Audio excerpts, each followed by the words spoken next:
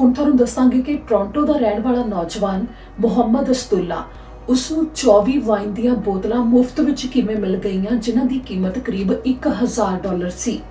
ਦਰਅਸਲ ਮੁਹੰਮਦ ਦੇ ਵੱਲੋਂ ਸਾਰੀ ਜਾਣਕਾਰੀ ਸਾਂਝੀ ਕੀਤੀ ਗਈ ਹੈ, ਜਿਸ ਦੇ ਵਿੱਚ ਉਸਨੇ ਦੱਸਿਆ ਕਿ ਉਹ ਆਮ ਤੌਰ ਦੇ ਉੱਤੇ ਫੇਸਬੁੱਕ ਗਰੁੱਪ ਨੇ ਜੋ LCBO ਨਾਲ ਸੰਬੰਧਿਤ ਯਾਨੀ ਕਿ liquor control board of Ontario ਨਾਲ ਸੰਬੰਧਿਤ ਕਿ ਉਸ ਦੇ ਵਿੱਚ ਜੋ ਜਾਣਕਾਰੀ ਸਾਹਮਣੇ ਆਉਂਦੀ ਹੈ ਕਿ ਨਵੀਂ ਵਾਈਨ ਕਿਹੜੀ ਆਈ ਹੈ ਜਾਂ ਫਿਰ ਇਸ ਦੇ ਬਾਰੇ ਕੋਈ ਸਸਤੀ ਲੱਗੀ ਹੋਈ ਹੈ ਤਾਂ ਉਹ ਜਾਣਕਾਰੀ ਦੇਖ ਰਿਹਾ ਸੀ। ਤਾਂ ਉਸ ਦੇ ਵਿੱਚ ਉਸਨੇ ਜਦੋਂ ਉਹਨਾਂ ਦੀ ਵੈਬਸਾਈਟ ਦੇ ਉੱਤੇ ਜਾ ਕੇ ਦੇਖਿਆ ਤਾਂ ਉਸਨੂੰ ਉੱਥੇ ਦਿਖਾਈ ਦੇ ਰਿਹਾ ਸੀ ਕਿ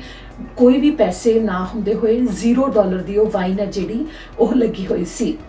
ਉਸਨੇ ਇਸ ਦੇ ਉੱਤੇ ਕੋਸ਼ਿਸ਼ ਕੀਤੀ ਕਿ ਕਿਉਂ ਨਾ ਇਸ ਨੂੰ ਆਰਡਰ ਕਰਕੇ ਦੇਖਿਆ ਜਾਵੇ, ਜੇਕਰ ਸੱਚੀ ਮੁਫਤ ਮਿਲ ਰਹੀ ਹੈ। ਤਾਂ ਉਸ ਦੇ ਵਿੱਚ ਜਦੋਂ ਉਸਨੇ 6 ਬੋਤਲਾਂ ਦਾ ਆਰਡਰ ਅੱਗੇ ਕਰਨਾ ਸ਼ੁਰੂ ਕੀਤਾ ਤਾਂ ਉਸਨੇ ਦੇਖਿਆ ਕਿ ਅੰਤ ਵਿੱਚ ਬਿੱਲ ਸੀ ਜੋ ਉਹ $0 ਹੀ ਬਣ ਰਿਹਾ ਸੀ। ਫਿਰ ਉਸਨੇ ਕੀ ਕੀਤਾ, ਜਦੋਂ ਉਸਨੂੰ ਲੱਗਿਆ ਕਿ ਇਸ ਨੂੰ ਮੁਫਤ ਵਿੱਚ ਉਸਨੂੰ ਇਹ ਮਿਲ ਰਹੀ ਹੈ ਤਾਂ 24 ਬੋਤਲਾਂ ਦਾ ਆਰਡਰ ਕਰ ਦਿੱਤਾ ਉਸਨੇ। ਤਾਂ ਨਾਲ ਇੱਕ ਵਿਸਕੀ ਵੀ ਆਰਡਰ ਕਰ ਦਿੱਤੀ ਜਿਸ ਦੇ $65 ਬਣੇ, ਕਿਉਂਕਿ ਆਨਲਾਈਨ ਆਰਡਰ ਹੈ ਜੋ ਉਸ ਦੇ ਵਿੱਚ ਮਿਨੀਮਮ ਕੁਛ ਨਾ ਕੁਛ ਰੱਖਣਾ ਪੈਣਾ ਸੀ, ਖਰੀਦਦਾਰੀ ਕਰਨੀ ਪੈਣੀ ਸੀ ਤਾਂ ਕਿਤੇ ਜਾ ਕੇ ਪੂਰਾ ਹੋਣਾ ਸੀ। ਯਾਨੀ ਕਿ ਵਿਸਕੀ ਦੇ ਸਮੇਤ $65 ਵਿੱਚ ਉਸਨੂੰ ਨਾਲ 24 ਵਾਈਨ ਦੀਆਂ ਬੋਤਲਾਂ ਮਿਲ ਰਹੀਆਂ ਸਨ। ਇਹ ਆਰਡਰ ਉਸਨੇ ਕਰ ਦਿੱਤਾ, ਜਿਸ ਤੋਂ ਬਾਅਦ ਹੁਣ ਉਸਨੇ ਲੀਕਰ ਸਟੋਰ ਦੇ ਉੱਤੇ ਜਾ ਕੇ ਇਹ ਬੋਤਲਾਂ ਚੁੱਕਣੀਆਂ ਸਨ।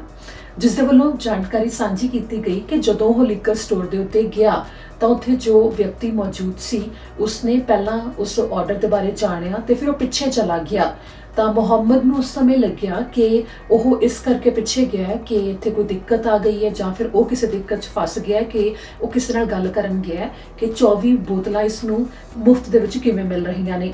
ਤਾਂ ਕੁਝ ਦੇਰ ਬਾਅਦ ਉਹ ਵਿਅਕਤੀ ਜੋ ਉੱਥੇ ਮੌਜੂਦ ਸੀ ਉਹ ਅੱਗੇ ਆ ਜਾਂਦਾ ਤੇ ਉਹ ਮੁਹੰਮਦ ਨੂੰ ਕਹਿੰਦਾ ਹੈ ਕਿ ਆਰਡਰ ਕਾਫੀ ਵੱਡਾ ਸੀ, ਜਿਸ ਕਰਕੇ ਉਸਨੂੰ ਸਮਾਂ ਲੱਗ ਗਿਆ ਕਿਉਂਕਿ ਉਸਨੂੰ ਕਿਸੇ ਦੀ ਮਦਦ ਲੈਣੀ ਪਈ ਤਾਂ ਕਿ ਉਹ ਸਾਰੇ ਆਰਡਰ ਨੂੰ ਲਿਆ ਸਕੇ ਮੁਹੰਮਦ ਤੱਕ। ਇਸ ਤੋਂ ਬਾਅਦ ਮੁਹੰਮਦ ਨੇ ਦੱਸਿਆ ਕਿ ਉਸਨੂੰ ਬਹੁਤ ਖੁਸ਼ੀ ਹੋਈ ਕਿ $0 ਦੇ ਵਿੱਚ ਉਸਨੇ ਆਨਲਾਈਨ ਖਰੀਦਦਾਰੀ ਵੀ ਕਰ ਲਈ ਹੈ ਕਿ ਉਸਨੂੰ ਅੱਗੇ ਬੋਤਲਾਂ ਹੀ ਮਿਲ ਵੀ ਗਈਆਂ ਨੇ। ਜਿਸ ਤੋਂ ਬਾਅਦ ਜਦੋਂ ਉਹ ਰਾਹ ਵਿੱਚ ਜਾ ਰਿਹਾ ਸੀ ਤਾਂ ਜਾ ਕੇ ਉਸਨੇ ਦੇਖਿਆ ਕਿ ਜਿਹੜੀਆਂ ਵਾਈਨ ਦੀਆਂ ਬੋਤਲਾਂ ਉਸਨੇ ਆਰਡਰ ਕੀਤੀਆਂ ਸਨ ਉਹ ਨਹੀਂ ਸੀ ਜੋ ਉਸਨੂੰ ਉਸ ਆਰਡਰ ਦੇ ਵਿੱਚ ਦਿੱਤੀਆਂ ਗਈਆਂ। ਫਿਰ ਉਸਨੇ ਸੋਚਿਆ ਕਿ ਉਹ ਵਾਪਸ ਲੀਕਰ ਸਟੋਰ ਦੇ ਉੱਤੇ ਜਾਵੇ। ਉਸ ਦੌਰਾਨ ਉਸਨੇ ਸਾਂਝਾ ਕੀਤਾ ਕਿ ਉਸਦੇ ਮਨ ਵਿੱਚ ਇਹ ਆ ਰਿਹਾ ਸੀ ਕਿ ਜੇਕਰ ਕਿਤੇ ਉਹ ਵਾਪਸ ਜਾਂਦਾ ਹੈ ਤਾਂ ਕਿਤੇ ਉਹ ਫਸ ਨਾ ਜਾਵੇ। ਪਰ ਫਿਰ ਵੀ ਉਹ ਗਿਆ ਤਾਂ ਉੱਥੇ ਜਾ ਕੇ ਜਦੋਂ ਉਸਨੇ ਕਾਊਂਟਰ ਦੇ ਉੱਤੇ ਗੱਲ ਕੀਤੀ ਕਿ ਜਿਹੜਾ ਆਰਡਰ ਉਸਨੇ ਕੀਤਾ ਸੀ 24 ਬੋਤਲਾਂ ਦਾ ਇਹ ਉਹ ਨਹੀਂ ਹੈਗਾ, ਤਾਂ ਉਸ ਸਮੇਂ ਉਹਨਾਂ ਨੂੰ ਇੱਥੇ ਪਤਾ ਲੱਗਿਆ ਕਿ